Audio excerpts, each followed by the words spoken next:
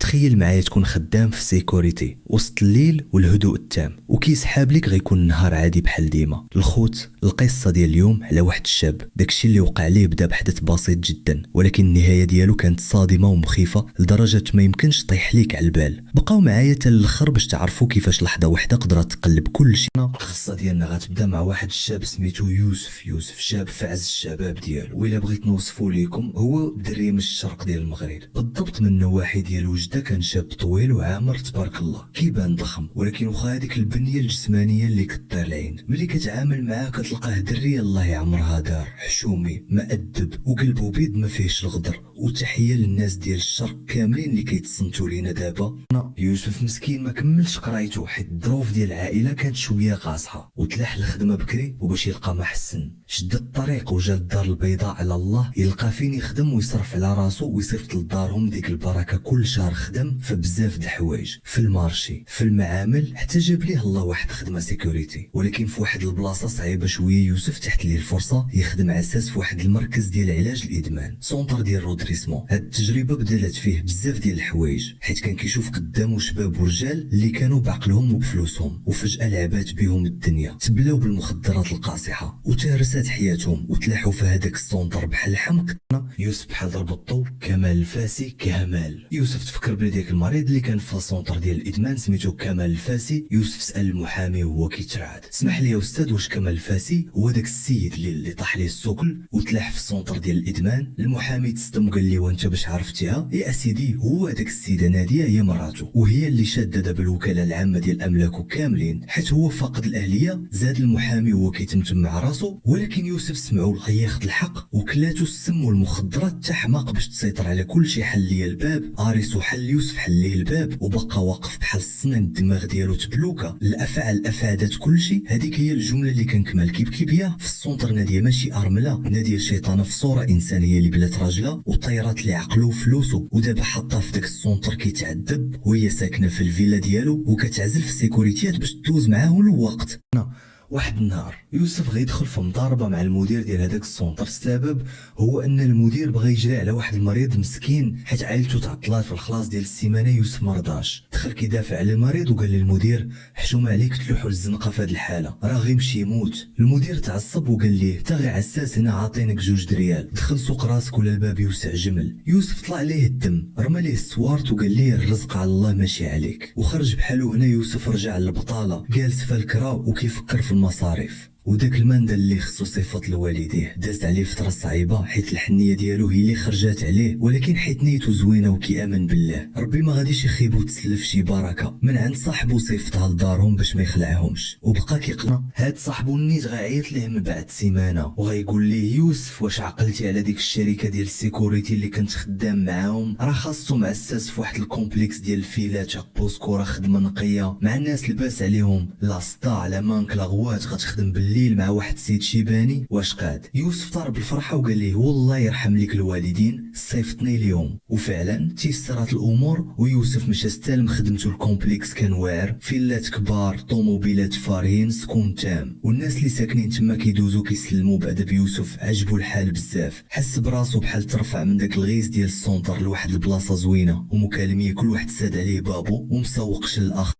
يوسف كان كيخدم بالليل مع واحد السيد سميتو عامل جلالي راجل كبير، خشبته واسعه وحافظ الفيلات وماليهم كاملين. واحد الليله يوسف جالس مع عامل جلالي مع ديك 11 د الليل، كيسمعوا التليفون ديال الكيوسك كيصوني. عامل جلالي جاوب الو. لا ناديه. لا مرحبا. لا انا ما نقدش نخلي الباب ولكن راه معايا واحد الدري جديد تبارك الله عليه درويش، غنصيفطو ليه كيجيب لك الصخره. قطع عامل جلالي ودار عند يوسف وعطيه 200 درهم وقال ليه نوض ولدي سير لذاك الفارماسيان اللي في الدوره ديال الشارع، جيب لها ناديه واحد الدواء ديال الراس وجيب ليها قريعه ديال المسيدي علي ودير ليها الصخره للفيلا رقم 7.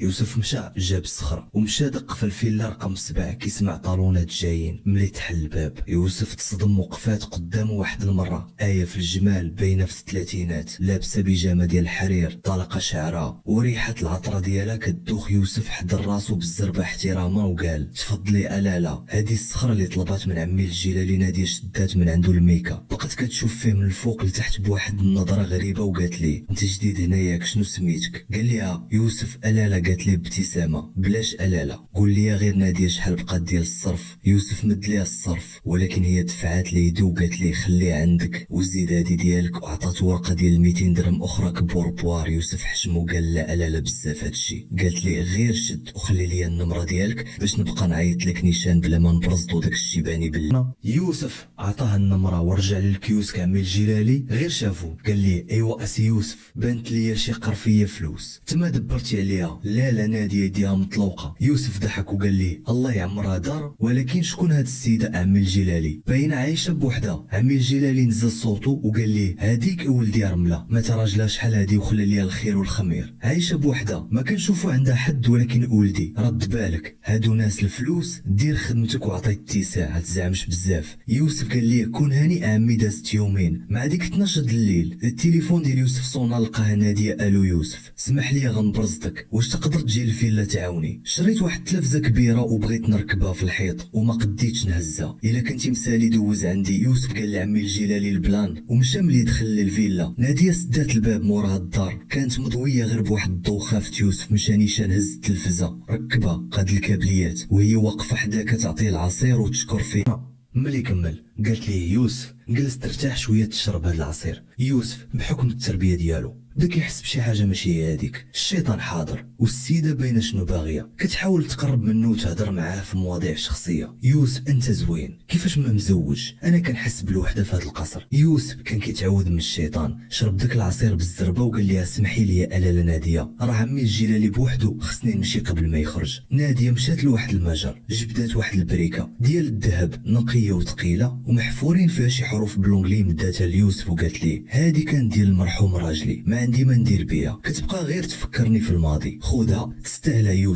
يوسف زاد ارتبك شدها وقال ليها شكرا وهرب في حنا. ملي رجع بدا كيفكر واش هادشي عادي واش هاد السيده باغا في الحلال ولا باغيه دوز بيه الوقت. يوسف بينه وبين راسو قال انا دري درويش يلا كانت باغا نتصاحبو وداكشي راه ما خاسر والو وهي مرة زوينة ولاباس عليها. الفكرة بدات كتزين ليه في راسو. الصباح طلع يوسف كيتسنى ليكيب ديال النهار يجيو باش يمشي ينعس مع ديك 8 د الصباح. وقفات واحد الطوموبيل كحله قدام الباب ديال الكومبلكس نزل منها واحد الراجل لابس كوستيم كحل هاز كشطابيه احمدي وباين عليه محامي ولا نوطير. جا عند يوسف وقال ليه صباح الخير بغيت نشوف مدام ناديه صاحبة الفيلا 7. يوسف قال ليه سي ناديه الارمله شكون نقول ليها جا عندها استاذ؟ المحامي خنزر فيه وقال ليه أرملة شكون كذب عليك؟ السيدة نادية زوجة السيد كمال الفاسي مول شركة التصدير.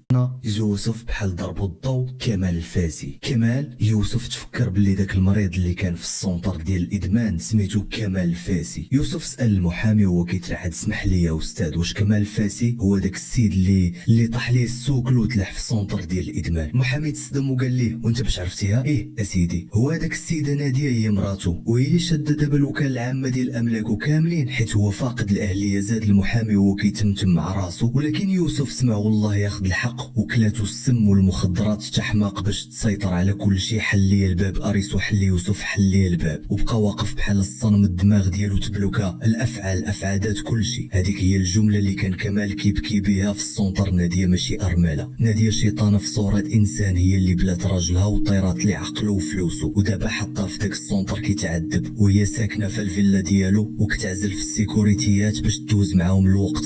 يوسف دخل يدو لجيبو جبد ديك البريكه ديال الذهب وشاف فيها مزيان لقى دوك الحروف المحفورين هما يعني بالخلاصه. يوسف فاس بالتبوريشه طالعه مع السنسول ديال ظهرو تخيل راسو كون طاح في الشبكه ديالها. شنو كان غيطرى ليه؟ واش كانت غتلفق ليه شي تهمه؟ واش كانت غتلوحو حتى هو في شي داهيه؟ النهايه والخلاصه يوسف ما تسناش. داك النهار نيت قبل ما يمشي لدارهم مشى لواحد البوسطه دار ديك البريكه في واحد الجوه وكتب فيها خلي الامانه لمواليها الله يمهل ولا يهمل وعطاها لواحد الدري خدام في الكومبلكس يوصلها الفيلا 7 من تحت الباب. ملي عيطات ليه ناديه بالليل يوسف جاوبها ببرود وقال ليها سمحي لي الالا ناديه راني نسيت ما قلتش ليك راني خاطب وكنخاف الله في بنت الناس اللي معايا وهذيك البريكه راني رديتها ليك حيت ما نقدرش نقبل شي حاجه ماشي ديالي. ناديه قطعات عليه الخط وما عمرها باقا هضرات مع يوسف بقى خدام في بلاصتو، شاد تيقارو كي داغ داكشي اللي قسم ليه الله. والسر ديال نادية وكمال بقى مدفون في قلبه، حيت عارف بلي الدنيا دواره وبلي الله سبحانه وتعالى هو اللي كيخلص كل واحد على قد نيتو. هاد التجربة علماتو بلي ماشي كاع داكشي اللي كيلمع راه ذهب، وبلي شي مرات الفقر وراحة البال حسن 1000 درجة من الغنى اللي موراه الدموع والخيانات. اما دابا الخوت جا الدور ديالكم نتوما باش تكتبوا لي الراي ديالكم في التعاليق. شنو بان لكم في هاد الصدفه اللي طاحت على يوسف؟ كيفاش جاتكم هاد الشخصيه ديال ناديه اللي دمرات راجلها باش تاخذ ليه كلشي؟ واش يوسف دار مزيان ملي بعد؟ كانت هذه هي القصه ديال يوسف. يلا بقيتي معايا حتى لهنا، تحيه ليك خاصه. ما تنساش تهبط دير واحد لايك وتخلي معاك شي تعليق زوين وبارطاجي هاد الحلقه مع صحابك. نتلاقاو ان شاء الله في القصه الجايه. كان معاكم خوكم تهلاو.